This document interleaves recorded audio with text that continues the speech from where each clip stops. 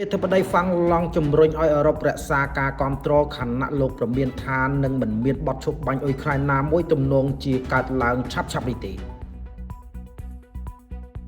ប្រធានាធិបតីហ្វាំងឡង់លោក Alexander Stubb បានប្រាប់សារព័ត៌មាន The Associated Press ឲ្យដឹងថាបទឈប់បាញ់នៅអ៊ុយក្រែនទំនងជាមិនកើតឡើងមុនរដូវផ្ការីកនោះទេហើយសម្ព័ន្ធមិត្តអឺរ៉ុបត្រូវរក្សាការគ្រប់គ្រងបើទោះបីជាមានរឿងអាស្រូវពុករលួយដែលលេបត្របាក់ទីក្រុងគៀវក៏ដោយលោកបានលើកឡើងថាទន្ទឹមនេះអឺរ៉ុបត្រូវការពាក្យស៊ីស៊ូដែលជាពាក្យរបស់ហ្វាំងឡង់មានន័យថាការស៊ូទ្រាំភាពអត់ធន់និងភាពក្លាហានដើម្បីឆ្លងកាត់រដូវរងាខាងមុខនេះ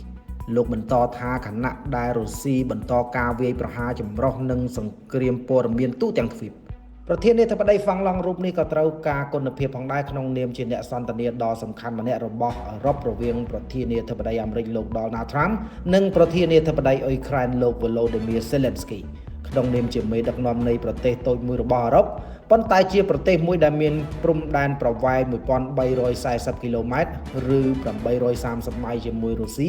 លោកដឹងយ៉ាងច្បាស់អំពីអ្វីដែលកំពុងប្រឈមសម្រាប់ប្រទេសរបស់លោកនៅក្នុងទសវត្សរ៍ឆ្នាំ1940បន្ទាប់ពីសង្គ្រាម2ជាមួយប្រទេសរុស្ស៊ីប្រទេសហ្វាំងឡង់បានបាត់បង់ទឹកដីប្រហែល 10% ទៅឲ្យទីក្រុងមូស្គូហើយបានយល់ព្រមក្លាយជាអព្យាក្រឹតយោធាប៉ុន្តែការខាតបង់របស់ប្រទេសហ្វាំងឡង់គឺតិចជាងអ្វីដែលពួកគេអាចធ្វើបានដោយសារតែកងទ័ពហ្វាំងឡង់បានបង្ហាញការតស៊ូការអត់ធ្មត់និងការក្លាហាននិងបានបង្កការខូចខាតយ៉ាងធ្ងន់ធ្ងរដល់កងទ័ពសូវៀតបើទោះបីជាចំនួនតិចជាងកងទ័ពសូវៀតយ៉ាងច្រើនក៏ដោយជំហរអព្យាក្រឹតរបស់ប្រទេសហ្វាំងឡង់បានផ្លាស់ប្ដូរតែបន្ទាប់ពីការឈ្លានពានទ្រង់ទ្រាយធំរបស់រុស្ស៊ីលើអ៊ុយក្រែននៅក្នុងឆ្នាំ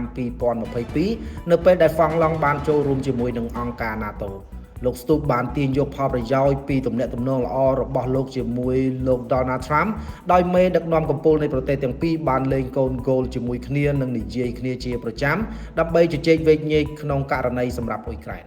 នៅក្នុងនោះដែរលោកបានបញ្ជាក់ថាខ្ញុំអាចបញ្យល់ដល់ប្រធានាធិបតីអាមេរិកលោក Donald Trump អំពីអ្វីដែលហ្វាំងឡង់បានឆ្លងកាត់ឬរបៀបដែលខ្ញុំមើលឃើញស្ថានភាពនៅលើសមរភូមិឬតើអ្នកដោះស្រាយជាមួយប្រធានាធិបតីរុស្ស៊ីលោក Vladimir Putin បានយ៉ាងដូចម្តេចហើយបន្ទាប់មកអ្នកដឹងទេប្រសិនបើលោក Donald Trump ទទួលយកគំនិតមួយក្នុងចំណោម10នោះគឺជារឿងល្អណាស់អនាគតរបស់លោកអ្នកកាន់តែភ្លឺស្វាងដោយសាកលវិទ្យាល័យ Bill Pride LT the best quality of education in Cambodia វីតាល់មោទនភាពផលិតផលជាតិនំប៉័ងបាយ័នតែងតែនៅជាមួយលោកអ្នកគ្រប់កលៈទេសៈទឹកពិសាកម្ពុជាជំរឿដ៏ឆ្លាតវៃសម្រាប់សុខភាពអូគីដេវីឡាយើងជាអ្នកអភិវឌ្ឍអចលនទ្រព្យដែលរីកចម្រើនលឿនបំផុតនៅកម្ពុជា Nagavel ទទួលយកនៅបទពិសោធន៍ដ៏អស្ចារ្យពីមណ្ឌលកំសាន្តប្រចាំតំបន់ទន្លេមេគង្គ